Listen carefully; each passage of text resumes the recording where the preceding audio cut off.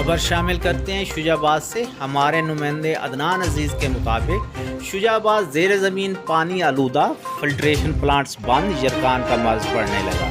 سابقہ ادوار میں صاف پانی کی فراہمی کے لیے پلانٹس لگائے گئے لیکن پھر ان کی دیکھ بھال نہ کی گئی، جس کی وجہ سے متعدد پلانٹس ناکارہ ہو گئے۔ منرل واٹر کا کاروبار عروج پر، عوام مہنگے داموں پانی خریدنے پر مجبور۔ شہر اور گرد و نواح میں واقع پلانٹس چالو کرائے جائیں، وزیر اعلیٰ حمزہ شہباز سے علاقہ مکینوں کی اپیل۔ سروے کے مطابق شجاع آباد کے پانی میں ہیپاٹائٹس کی شرح بہت زیادہ تھی۔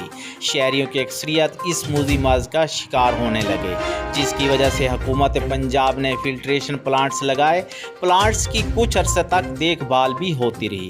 الیکشن کے دور میں نون لیگی ایم پی اے رانا اعجاز احمد نون نے ان کی تعداد میں اضافہ بھی کیا، جس کو سنبھالنا ٹی ایم اے اور پبلک ہیلتھ کا کام تھا، جو کہ نہ کیا گیا۔ لوگوں نے اسے کاروبار کی شکل دے دی۔ زیر زمین آلودہ پانی ہونے کی وجہ سے لوگ مہنگے داموں پانی خریدنے پر مجبور ہیں۔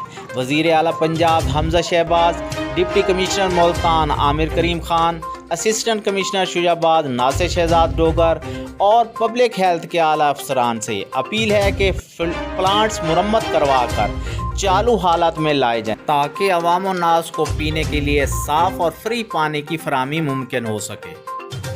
اور شجاع آباد میں گندم ذخیرہ کرنے والوں کے خلاف گھیرا تنگ۔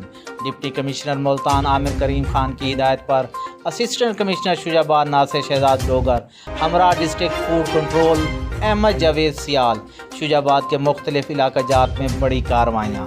8000 گندم کے بیگز برآمد کیے گئے۔ اس کے بعد یوسف فلور ملز کا اچانک وزٹ کیا گیا۔